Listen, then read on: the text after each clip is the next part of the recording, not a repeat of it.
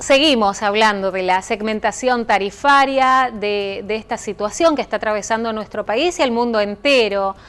Hablamos de ahorro de energía y es momento de recibir en nuestros estudios a un especialista, el ingeniero Hugo Zurlo, es profesor de la UTN. Muy buenas tardes, muchas gracias por acompañarnos. Buenas tardes, Joana, gracias a ustedes por la invitación. Hoy con esto de la segmentación tarifaria, de algún modo todos los argentinos fuimos llamados a ahorrar energía, porque si no sabemos que perdemos los subsidios, si no sabemos que vamos a pagar una energía más cara. Y bueno, la gran pregunta es, ¿se puede ahorrar energía en casa? Efectivamente, y es muy buena la pregunta porque en realidad hay mucho que se puede hacer desde casa para bajar el consumo energético de nuestra factura. Lamentablemente en este campo hay un poco de desconocimiento de las cosas que podemos hacer. Por eso el primer tip, por decirlo de alguna manera, es conocer lo que estamos consumiendo, cuánto estamos consumiendo. Y en ese sentido ya nos da una gran ayuda la factura de luz. Sí. La factura de luz, tanto en Chaco como en Corrientes y en todas las jurisdicciones, traen siempre lo que es el consumo del mes o del periodo, porque en algunos casos es bimestral, y también los consumos históricos. Entonces nos permite tener un conocimiento de lo que hemos ido consumiendo a lo largo del año. En este sentido es una acción muy saludable llevar un registro de lo que uno va consumiendo, no en pesos, no en términos monetarios, sino en kilowatt hora, que es la unidad de energía, ¿no es cierto? Entonces, si nosotros vemos cuánto vamos consumiendo mes a mes, podemos detectar algunas acciones que podemos realizar. Ahora, la realidad es que con las temperaturas que tenemos en nuestra región, sobre todo en las épocas estivales, cuando hace mucho calor, que sabemos que el aire acondicionado es prácticamente de necesidad, sí. Es imposible, a veces pareciera llevar ese monitoreo del consumo, porque quizás a esta altura del año no estoy consumiendo lo mismo que voy a consumir en noviembre en adelante. Por eso es importante ver cómo va evolucionando a lo largo del año. Ajá. Entonces, en la misma factura, por ejemplo, tengo los consumos de meses anteriores, normalmente de un año. Entonces yo puedo ver cuánto baja en invierno, cuánto sube en verano y comparar con igual mes de años anteriores, por ejemplo. Pero aparte de ese conocimiento de lo que consumimos a través de la factura, ver qué acciones podemos realizar en nuestra casa para bajar ese consumo. Por ejemplo. Sí. Por ejemplo, hay dos líneas que yo mencionaría. Una, el ahorro de energía, y la otra es el consumo eficiente. Ahorro es apagar todo lo que sea innecesario, esas luces que dejamos prendidas, ese consumo que no es indispensable y que sin embargo estamos haciendo. Pongo como ejemplo, porque a veces vienen a la facultad y hacemos auditorías energéticas de viviendas. Había un caso de una familia que había comprado una segunda heladera, muy buena, muy linda, muy eficiente, pero como la anterior todavía funcionaba, la tenían prendida para la verdura. Y resultó ser que esa heladera vieja consumía el doble de la heladera nueva. Bien. Y solamente para tener la verdura. Así hay muchos consumos que podemos evitar, luces que quedan prendidas. En el caso de, después, el consumo eficiente es usar digamos, el artefacto más adecuado para cada caso. Hay noches en las cuales no es necesario prender el aire acondicionado. Con un ventilador quizás estaríamos confortables, pero no tenemos el ventilador, prendemos el aire acondicionado. Y estamos comparando un equipo que consume 60 watts o 100 watts, un ventilador, contra uno que consume 1000 o 1500 watts. Entonces, ver también cuál es el artefacto más adecuado para cada uso que queremos utilizar en nuestra vivienda. Hay, por ejemplo, realidades que creo que nos reúnen a muchos y tiene que ver, por ejemplo, se me ocurre el cargador del celular que vive enchufado para no perderse. Esta clase de electrodomésticos que están, no electrodomésticos, enchufes, sí, artefactos, que están enchufados y no están con el celular o la tablet o la notebook conectada, ¿están consumiendo energía? Están consumiendo, y por más que nos parece que es poco, porque en realidad son, en términos de watts, de potencia, sí, son pocos, pero a lo largo del año se hace un valor interesante, significativo. Un ejemplo. Sí. Cualquier artefacto que funciona con control remoto tiene un consumo de energía permanente. Tiene un circuito electrónico que está chequeando y que ni bien detecta la señal del pulsador del control remoto, se activa. O sea, la tele, por ejemplo. La tele, el aire acondicionado, el equipo de música. Ahora, no digo la tele, porque uno quiere tenerla siempre disponible, sí, pero Por ejemplo, un equipo de aire acondicionado para refrigeración, que durante 3, 4, 5 meses no se usa. ¿Qué necesidad hay de tenerlo enchufado?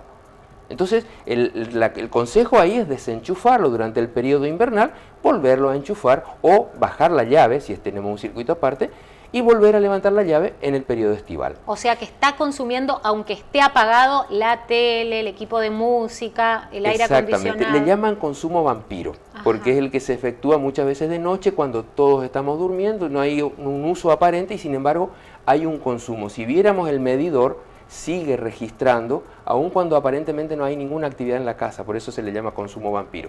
Y ahí, si bien no es una cantidad muy significativa, pero es permanente. Y está siempre el concepto del derroche. ¿Por qué derrochar algo que no es necesario? Sí, totalmente, Entonces, totalmente. Y no siempre se tiene en cuenta, por ejemplo, cuando uno se hace una escapada un fin de semana o bien se va de vacaciones, queda enchufada la tele, quedan enchufados varios equipos que no van a ser utilizados. Exacto. Claramente. Después hay tecnologías ya apuntando un poco a la automatización que hacen eso, es decir, cuando uno sale de la vivienda no queda nadie y hay tarjetas, por ejemplo, que desconectan todo, pero sin llegar a eso, simplemente tener la precaución y eso apunta a cambios de hábito, decir, bueno, no vamos a estar en casa durante un fin de semana, dejo enchufada solamente la heladera, desconecto televisor, computadora, el equipo de aire que no van a funcionar, los desconecto para evitar ese consumo vampiro, ese consumo fantasma. Ahora, lo que se anunció es 400 kilovatios por familia, por hogar. ¿Alcanza esto para encuadrar dentro de los subsidios? A ver, el consumo promedio residencial en la Argentina es de 200, 250 kilowatt hora al mes. Es decir, una casa residencial de familia tipo está en ese orden, 200, 250. Muchas veces hay casas de pocos integrantes que consumen mucho más, pero justamente por esta falta de estrategias de eficiencia energética. Entonces, yo creo que es un buen indicador. Si nuestra factura trae valores mucho mayores a estos 250 kWh promedio, veamos porque seguramente tenemos cosas en las cuales podemos eficientizar el consumo. Ahora, podemos hablar de electrodomésticos en el ranking de consumo. Más de uno dijo, no se plancha más. ¿La plancha sigue siendo el electrodoméstico que más consume? Es uno de los que más consume, pero no es el que más consume. Si fuéramos a hablar, por ejemplo, en este periodo invernal, la estufa de cuarzo es la que más consume. Y ahí es importante que un poco incorporar el concepto de lo que estamos adquiriendo cuando adquirimos un electrodoméstico. Por ejemplo, en una estufa nosotros no estamos comprando una estufa, estamos comprando confort, de estar confortables en días invernales. Ahora, ¿cómo logramos ese confort? Con un artefacto y energía. Ahora, si el artefacto es muy económico en la compra, seguramente va a ser costoso en el consumo de energía.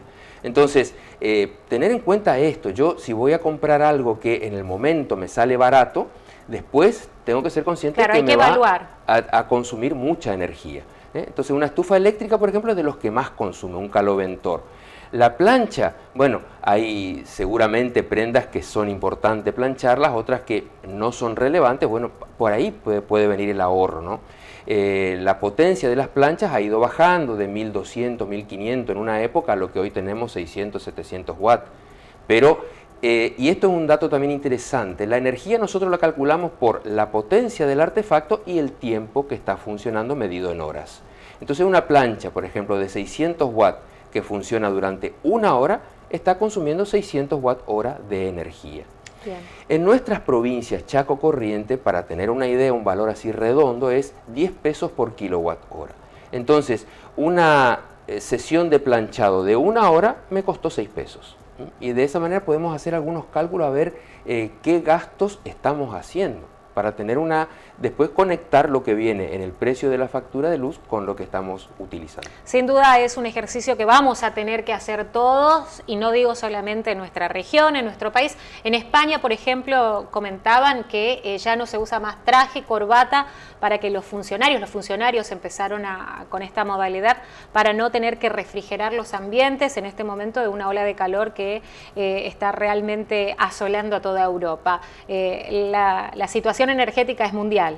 Hablando La justamente crisis. de eso, nosotros tenemos una indicación por norma de que la temperatura de los equipos de aire acondicionado se establezca a 24 Ajá. grados, no menos.